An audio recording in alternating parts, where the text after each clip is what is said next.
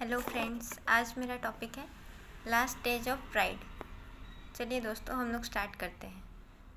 तो दोस्तों, हम जैसे कि जानते हैं कुछ लोगों के अंदर में प्राइडनेस इतनी ज़्यादा होती है कि जैसे कि मान लीजिए या फिर वो लुक्स वाइज हो या फिर मनीटरी हो, कुछ भी हो, तो हर इंसान के अंदर में जो एक्सेस प्राइडनेस होता है ना, वो दोस्तों कभी कभार सही नहीं होता है।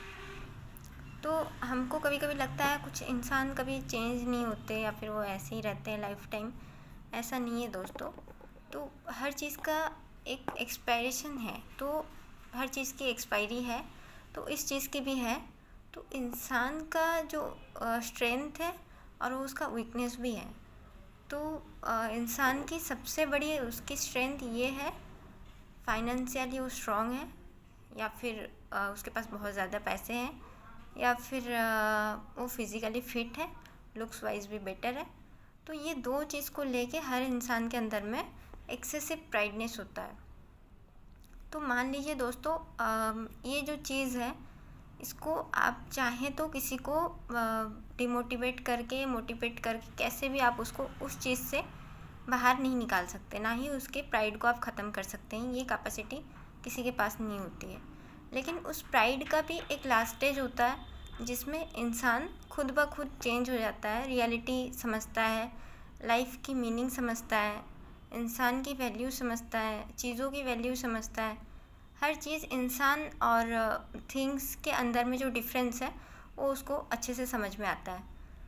तो दोस्तों, जब इंसान फिज़िकली अनफिट हो जाता है या फिर वो मीन्स लुक्स वाइज हो या फिर कुछ भी हो, डिसेबल हो जाता है या फिर अनएबल टू डू हिज और हर वर्क, उसके बाद में दोस्तों अगर उसके पास कुछ इश्यूज़ की वजह से बहुत सारे पैसे थे, अचानक से उसके पास पैसों की कमी आ जाए या फिर उसको इनकम करने के लिए अनएबल हो जाए, इनकम नहीं कर पा रहा है, फिज़िकली अनफिट हो चुका है, ये दोनों चीज़ का गायब हो जाना या फिर दोनों में से कुछ एक चीज़ मिसिंग है। तो इन दोनों में से कुछ एक भी मिसिंग है, इतना दोनों का इंटरकनेक्शन है। तो विदाउट दिस इंसान का कुछ भी वैल्यू नहीं है। अगर फिज़िकली अनफिट है तो फिर वो डिपेंडेंट हो गया इनकम को लेकर और ख़ुद को लेकर।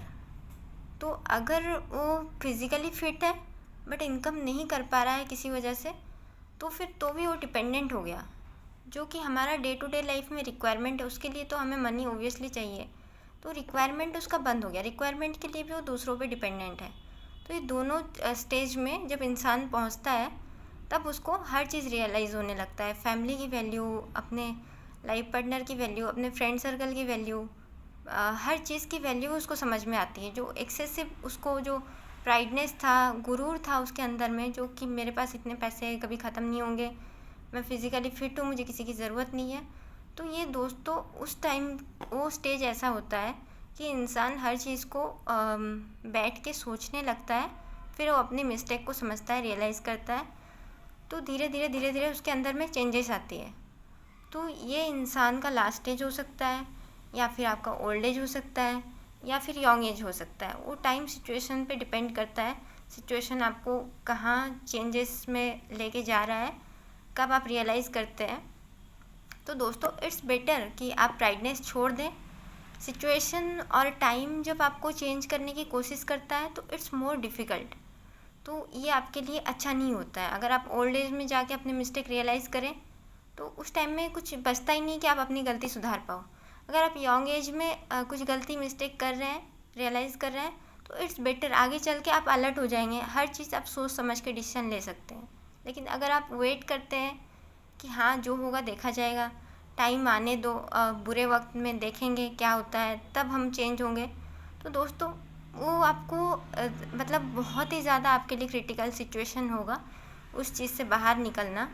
ये दोनों चीज़ का लाइफ में इतना ज़्यादा रिक्वायरमेंट है, इतना ज़्यादा वैल्यू है। ठीक है, वैल्यू है, इम्पोर्टेंस है, लेकिन उस चीज़ को लेके हमें कभी प्राइड नहीं करना है। जब हम उस चीज़ को लेके प्राइड करते हैं तो फिर वो चीज़ जल्दी हमसे छिन जाता है। Thank you.